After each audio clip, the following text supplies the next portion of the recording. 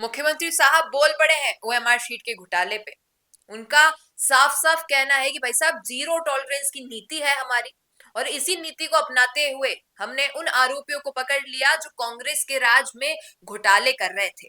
OMR शीटें भरी जा रही थी कर्मचारियों द्वारा, उन अभ्यर्थियों की जिन्होंने पैसे देकर कर्मचारियों को खरीदा था।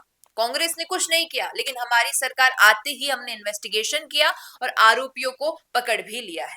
लेकिन सवाल कुछ और उठ रहे हैं यहाँ पर कि वर्तमान में आपकी सरकार में पेपर लीक नहीं हुए हैं, लेकिन क्या ऐसे घोटाले हो रहे हैं जो आपके सामने भी नहीं आ रहे हैं, लेकिन अभ्यर्थियों को कहीं ना कहीं एहसास हो रहा है कि उनके साथ गलत हुआ है।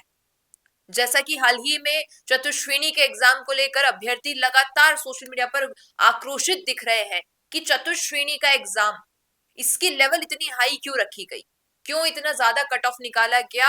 और कहीं ना कहीं उनका ये एक आरोप है कि 10,000 से ज्यादा अभ्यर्थियों की ओएमआर शीट भरी गई है कर्मचारियों द्वारा, और कुछ तो ऐसा घोटाला हुआ है जिसकी वजह से कट ऑफ इतना हाई गया है।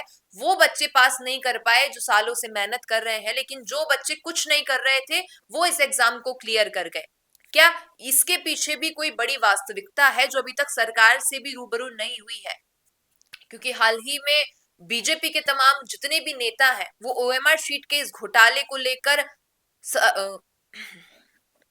कांग्रेस सरकार पर आरोप लगा रहे हैं, लेकिन इस दरमियान ही अभ्यर्थियों के सीधे सीधे आरोप ये भी लग रहे हैं कि वर्तमान सरकार में भी ये सारी चीजें हो रही हैं। भले ही पेपर लीक नहीं हुआ है, लेकिन कुछ तो ऐसा चल रहा है इन अभ्यर्थियों के साथ जो अभी तक सामने नहीं आया है। और क्या कुछ कहा मुख्यमंत्री जी ने, ये सुनिए आप, और फिर इस पर आपकी क्या राय है बताइएगा कमेंट में। अपराधों में हमारी नीति स्पष्ट है, बिल्कुल स्पष्ट है कि जीरो टॉलरेंस, हमारी सरकार जीरो टॉलरेंस पर काम करेगी। अभी अभी मैं देख रहा था हमारे विपक्ष के नेता, हमारे पूर्व मुख्यमंत्री और अन्य नेता कह रहे हैं, अरे मैं उनसे पूछना चाहता हूं, ये जो ओएमआर शीट है, अरे इसका तो 2019 में ही पता लग गया था, जब उत्तर प्रदेश में उन लोगों को पकड़ा गया था और उत्तर प्रदेश की पुलिस ने यह जानकारी दी थी कि आपके यहां से इतना बड़ा घोटाला हुआ है।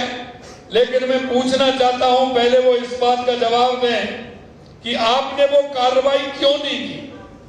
क्योंकि कर्मचारी चयन बोर्ड में पकड़े लोग 2019 में ये फर्जीवाड़ा किया, और ये प्रकरण उत्तर प्रदेश की एसटीएफ ने कांग्रेस की सरकार को सूचना भी दी थी, लेकिन वो 4.5 साल तक आप मामले को दबाए बैठे रहे। ये मैं आपसे पूछना चाहता हूं, पहले आप ये जवाब दीजिए, ये आपकी कौन सी नैतिकता थी? ये तो अगर हम मुकदमा दर्ज नहीं करते तो वो भी नहीं पकड़े जाते। हमने 400 लोगों को पकड़ा है और यह काम बंद नहीं हुआ है।